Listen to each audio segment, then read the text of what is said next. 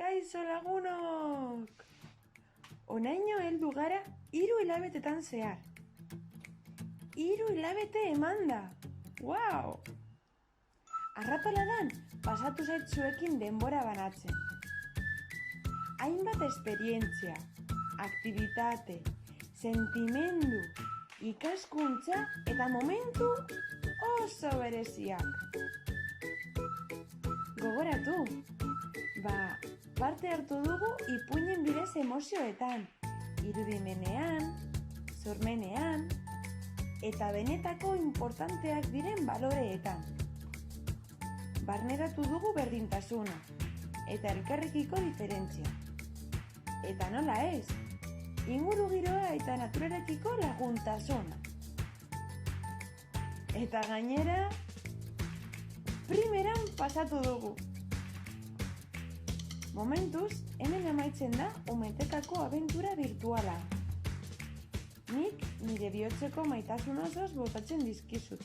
Musukote potolo piloa eta besarkada erraldoiak lagunak. Laster arte!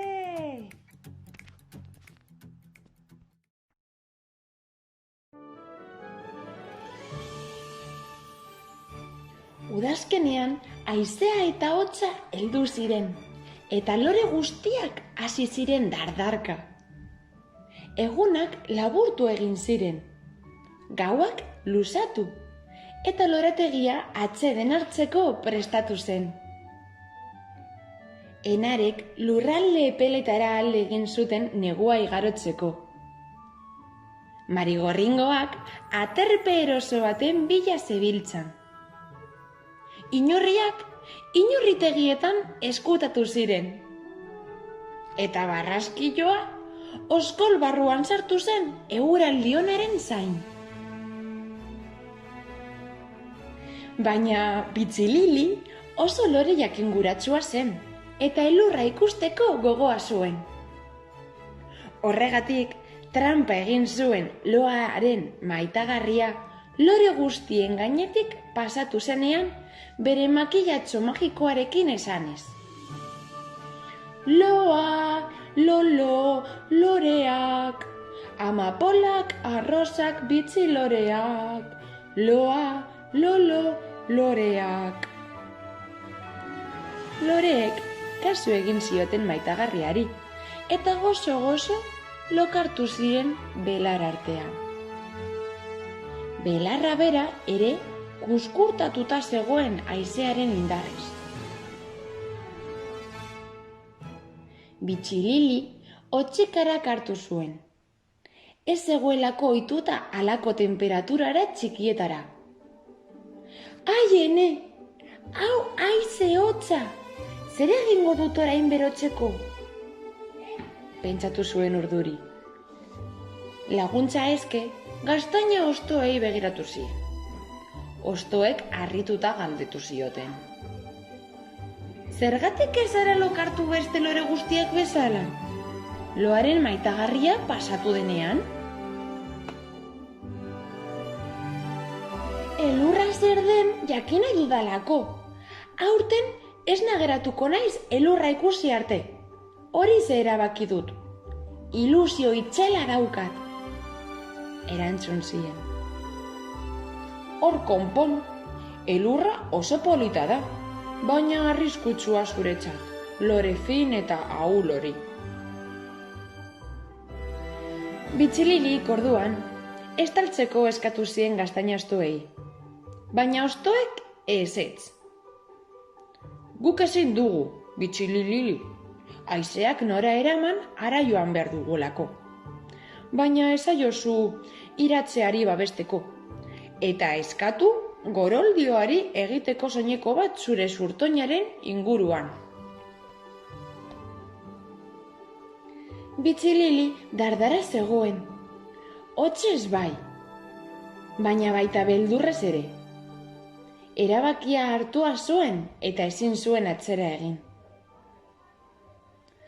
Gaztaina hostoek ezageratu egin dute, seguru, esan zion bere buruari. Eta negua hurbildu bitartean, Bitxililik gauza berriak ikusi zituen. Adibidez, perretzikoak. Egun batetik bestera sortu ziren, eta lurra apaindu zuten, loreenak ez bezalako kolorez.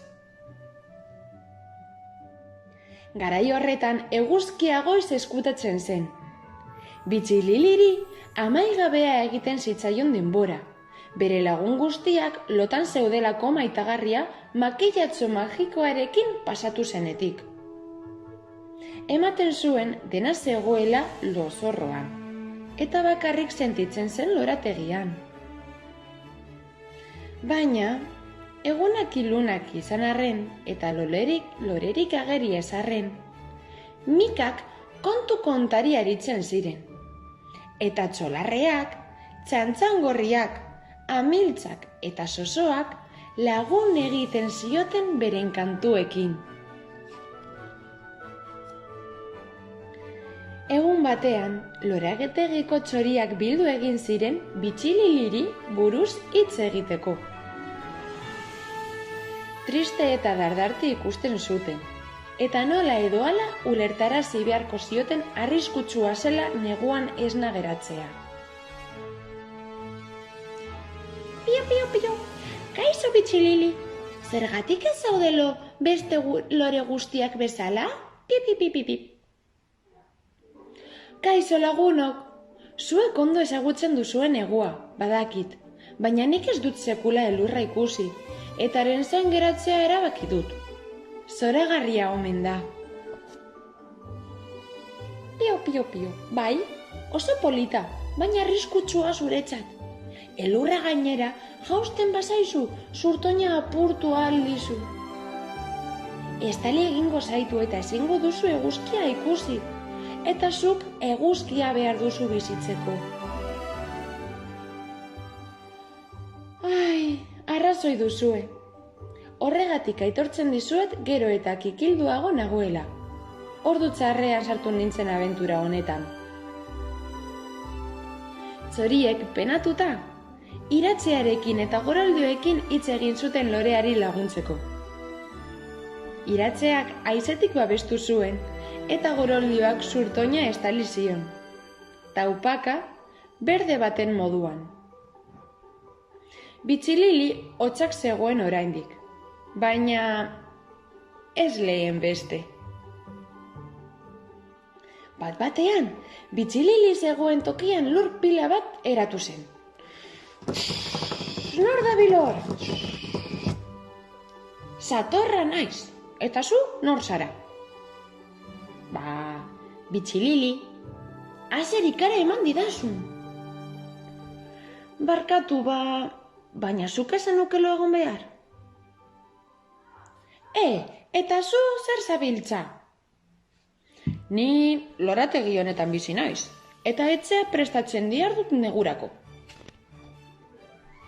Arratsalde batean, zerua ilundu egin zen, eta handik laster elur malutak hasi ziren. Bitxilili geldi geratu zen, izartxo zuriai begira.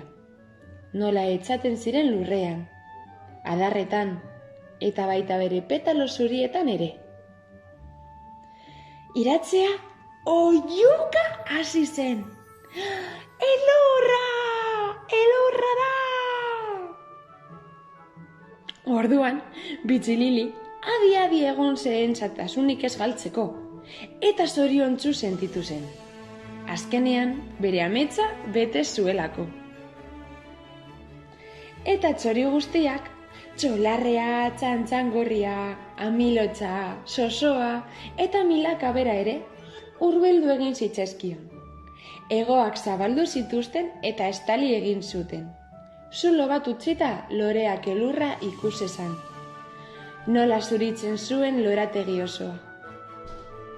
Bitxilili mira zegoen, gorputz txikia dardar izan arren. Orain, egin ezazulo, esan zioten. Udaberrian esnatzen zarenean, lagun guztiei kontatuko diezu nolakoa den elurra. Baina orain, egin lolo, loretxo, lo. Bitxilili lasai ere lasai sentitu zen.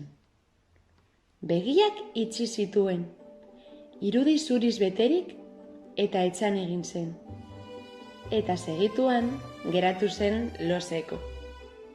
Gaur arte.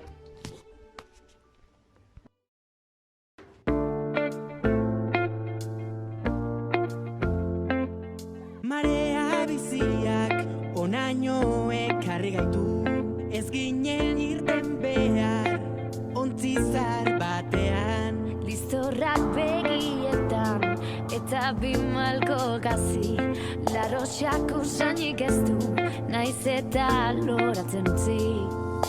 Gau ez berriro, itzali nazazu, sua ginen eta errautsak etakea, behintzat hor dauzkazu.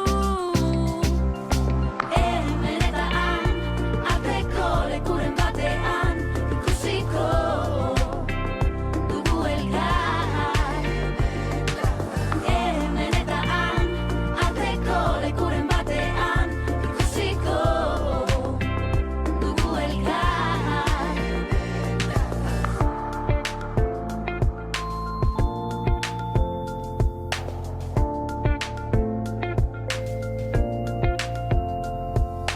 Baina inbazaian, musu batekin agurtzean, zure hondoan, nahi duzun ura.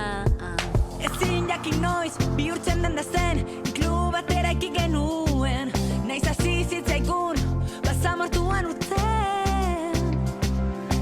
Hemen eta han, arteko lekuren batean, ikusiko dugu elkar. Hemen eta han, arteko lekuren batean, ikusiko dugu elkar.